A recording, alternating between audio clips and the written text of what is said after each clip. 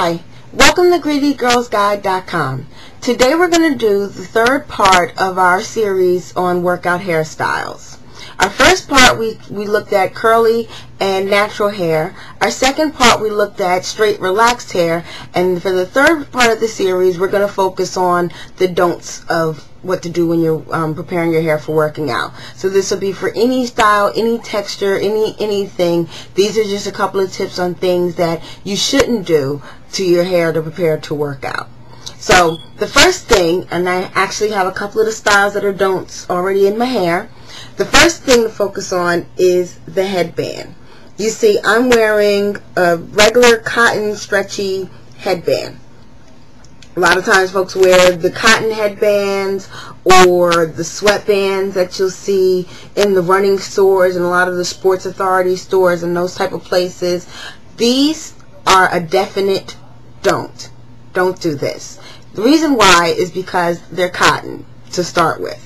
Cotton is going to soak all the moisture out of your hair, all the oils and natural things that your hair needs to remain healthy and strong, and it's going to break off your hair. That's the first thing it does. Second, anything that's fabric, even if you decide you want to use, and I have one here, a satin scarf, or if you think it's a better material scarf so it won't break your hair, it's still going to soak up the moisture. So as you're sweating, instead of the sweat coming down your face so you can wipe it, instead it's going in here, and now that sweaty headband is sitting right on top of your head, and all of your edges and all of your roots are getting wet, especially if you're having a really intense workout.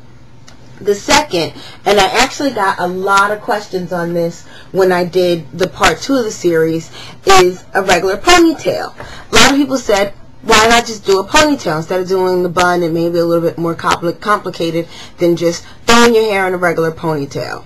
Well, here's why. Even if you use, and I used here, a better covered rubber band, because of course you never want to put a rubber band in your hair. You want to use a special covered hair bow if you are going to wear a ponytail. A ponytail is actually really bad for your hair because it's constantly pulling and constantly stretching your hair. Do a little experiment. Take your hair back as if you're putting it in a ponytail and put it in a ponytail holder. I'm just going to wrap it around a couple times like I always do, and feel how tight and secure your hair is. Now, do the same bun that we did in part 2 of the series, where you're pulling your hair just to bring it up, and then you're anchoring it with the bobby pin. I go a lot slower in part 2 of the series. And once you put those bobby pins in there, now feel around here. Feel how loose that is. I mean, it's secure enough that your hair is not going to fall and get in the way, but it's not constantly pulling and stretching at your hair, which is something you never ever want to do. So some of the best things to do are either use a clip, like I suggest in part 1 for natural hair, or this little bun thing, because the bobby pins are actually distributing the pressure and the weight that's on your hair instead of pulling it back the way you would in a ponytail. The other bad thing about a ponytail is, and no matter how high you put it, especially if you have longer hair, here's our other issue: your hair is just hanging out there. Your hair's hanging, your hair's in the way. That means it's going to get wet. If you're on the mat, it's going to be all over the floor. Pretty much you're just leaving your hair out there to get damaged. I mean, the most you can do is at least wrap it around a ponytail, but if you're going to wrap it around and put bobby pins in it, you can just forgo the ponytail holder and just put the bobby pins in. Another big don't are scarves. I got this, and I especially brought this for this part of the series because I didn't own one of these things. All of these bandanas, do-rags, even if you use your regular nightly scarf, anything wrapped around your hair while you're working out. I've seen lots of ladies and they'll take the scarf and they'll wrap it like so, and then they'll start a very intense workout.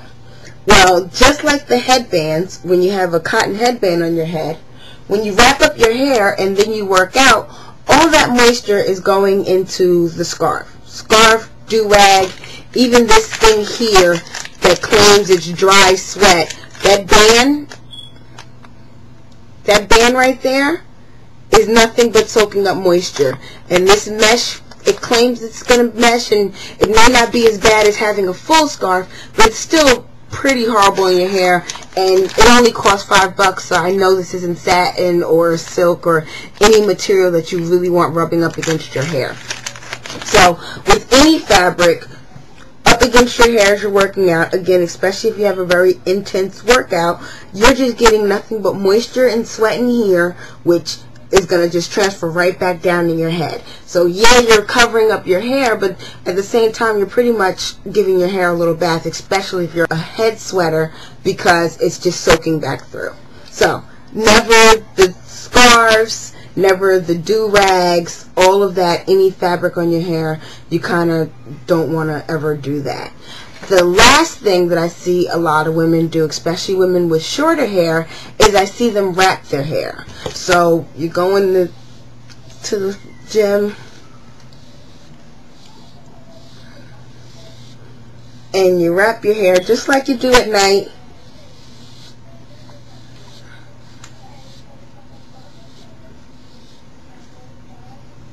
You stick a couple of bobby pins in it.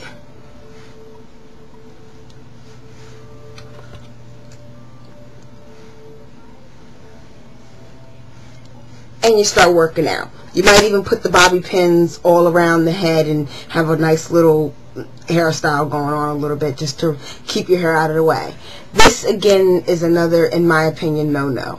Yes, it keeps your hair from off your face and off your neck, which is one of our goals, but it's also patting your hair up against your head. And again, especially if you're a head sweater, all that moisture is now permeating through all of your hair. So it's now not just getting the layer here, it's getting the first layer, the second layer, the third layer. It's just getting all of your hair. So the last thing you want to do is wrap up your hair. Also, when you get on the floor for mat work and doing anything that requires you to kind of put your hands behind your head and all that type of stuff, you're doing nothing but pulling on your hair, which is only being secured by these bobby pins, so it can be kind of messy too.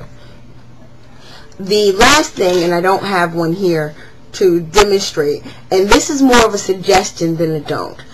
I suggest not using a bristle brush.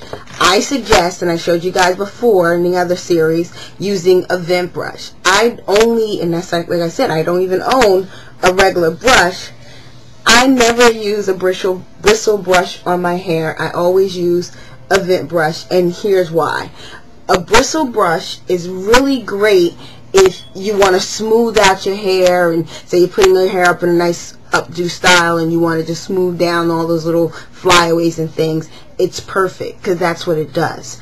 For everyday brushing your hair, or for just brushing your hair down, like you keep seeing me bring my hair up and down, you don't want something that's going to pull the hair and stress the hair, and that's what a bristle brush does. It really pulls back your hair and stretches your hair to kind of get it nice and flat, which is fine if that's what you want, a nice flat updo. But for every day, a vent brush similar to this one is really good because it kind of almost combs your hair. It gets through all the knots and the kinks and things, but it doesn't actually pull and stretch out your hair. So again, this is more of a recommendation than a don't. The other things are definitely don'ts. This is just a recommendation to use a vent brush similar to this one instead of using a bristle brush, which I think adds a lot more stress in your hair. So that's our third part of our hair workout hair series, the don'ts of workout hair. I hope you enjoyed. I hope you enjoyed all the parts of the series. I'd like to thank everyone for the overwhelming response. We've gotten over 200 views on part 1 and part 2 of the series, which I thought was really great, especially for it to be my first series like this. So I appreciate all your feedback. I appreciate your comments. If you have any other questions, feel free to ask. If I have anything, maybe I'll do a part 4. Thanks, and don't forget to visit prettygirlsguide.com.